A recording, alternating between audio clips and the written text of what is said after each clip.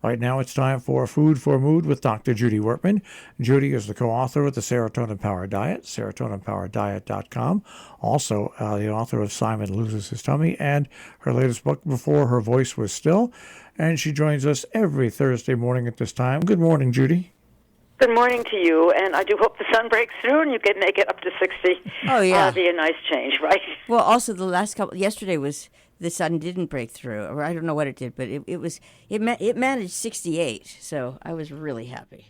Okay, yes, we're getting there. That's and especially since we have a couple of holiday weekends coming up, both this weekend and next weekend. So, it'd be nice if the sun really came through.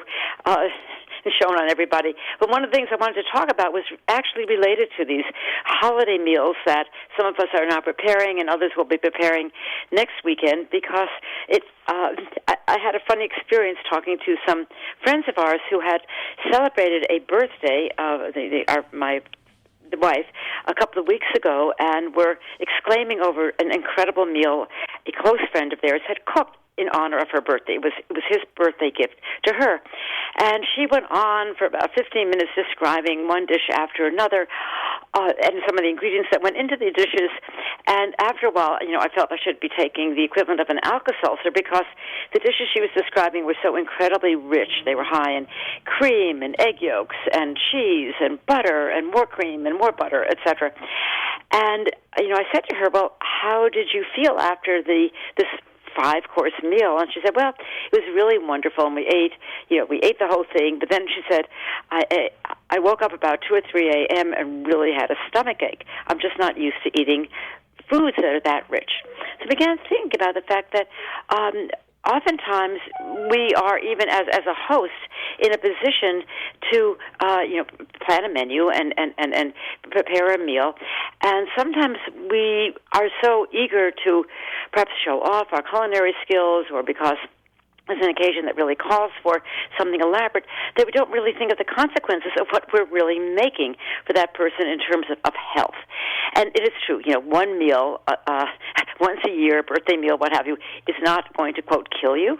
But on the other hand, if you are one of the people who really have to watch the ingredients in the food because of dietary restrictions, perhaps you have lactose intolerance, or you have, IBS or some other problem, or you really are trying not to gain weight, even on your birthday, sometimes, the meal that's presented to you as the guest may really be incompatible with your health needs, your religious needs, your cultural needs, even your weight needs, etc. And we really should think seriously about what we're doing when we're making foods like this for people to eat. And, we have Passover coming up this weekend. I think many people who prepare traditional meals probably go through a dozen eggs. Easter comes up, there are more eggs, and an elaborate meal next weekend. And, I wonder whether people really think quite seriously of the consequences to their guests of what they're putting into their food when they serve it. Yeah, but I'm sorry. Go on. No, I was just going to say, one of the things, my version of this is somebody sent me as a thank you some chocolates. They were very good. They were See's candy. What could be better than somebody sending you See's candy? Yes. The English toffee, right? Nothing is better than that. So I ate it, and after a couple of pieces, it was. I ate some more because it was delicious, but also my body, my body went on a 3-day revolt. Because I was it's more sugar than I just don't eat a lot of sugar. Well, see, that's the point. Again, when I actually had been at somebody else's home. I remember this.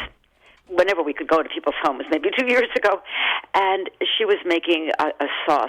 I remember it was specifically, it was a cream mushroom sauce for some pasta.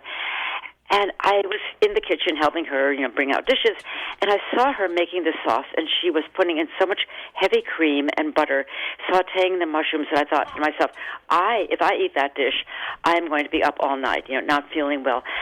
And I knew there were people guests at the dinner table who had heart disease, who really had, one was diabetic, people had to watch their weight, and I thought, how can she make a dish like this? By the way, her husband was considerably overweight. How can she make a dish like this when she knows the calorie cost of this? But she was really focused on making the dish that tasted wonderful. And where do you draw the line? I mean, how do you balance the need to make something that tastes really wonderful? And, let's be honest, a lot of foods that taste really wonderful do so because they're filled with butter or cream or what have you. And the health needs of your guests.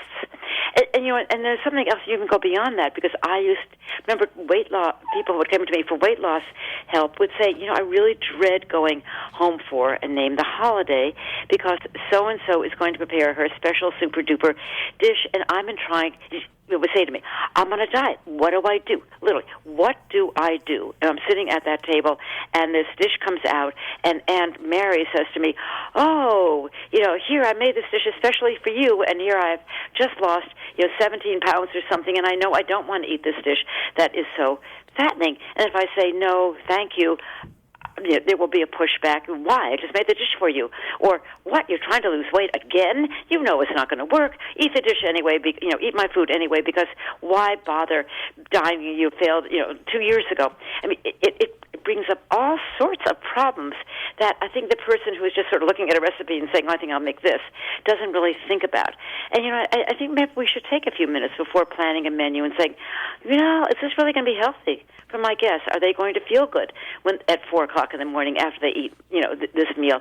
Am I really jeopardizing some health concern for my guests? And I've never even seen that talked about. When people say, "Oh, why don't you try this recipe?" No, it isn't. You're right. And the other, and I have to say that in a certain, in a different arena, it's fallen over its own hump, where each of the other side is each of your guests telling you what they will or won't eat. That's true.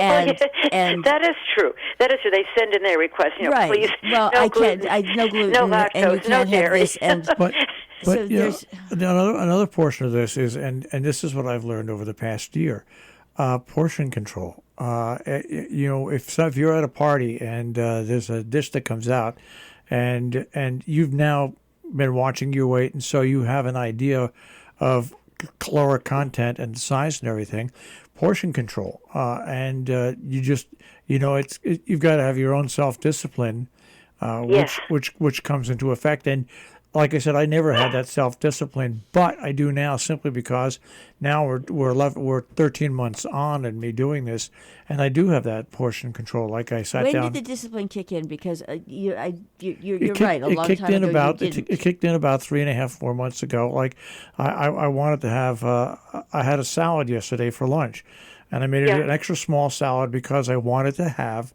one of my tamales that I made along with it. So I Right. did. So instead of putting anything in the salad, I just put tomato, oil, and vinegar, a red wine vinegar, and then I had my tamale with it. And between the salad and the tamale, it came in about, like I wanted to have it, anywhere about 400 to 500 calories.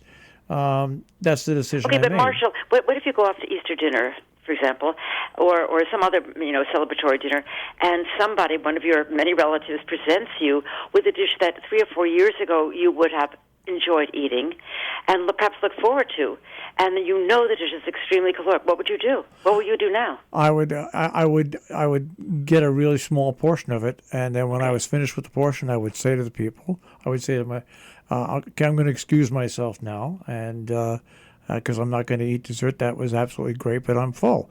That's what I would do now. So you would actually leave, and I would actually pick myself and remove myself in a situation as nice That's as very possible. smart. Yeah. But Very smart. but like I said, it's if somebody's been really working on changing their diet. I never believed it, but it's true. My appetite, I can make something occasionally, and I'll bring it over, and there's still half of it left. His eyes have not. It's funny. He's taking his eyes, and But- what will take But people longer. also should be aware. The whole thing, what you say, Judy, which is exactly right. for somebody to say, "Oh, you failed at this, you failed," that's just BS. wrong That's anyway. crazy. You shouldn't do that. You know what the person should do is when they're doling out the dinner ring is, Right. I know that you've lost a lot of weight, so I've made a smaller portion for you. Yes, That exactly. you can work around it like that, but to just say, "Oh, go ahead and eat it," that doesn't work. That's right. It's not going to kill you. Yeah. Right? Go ahead and eat. It's not, but it might.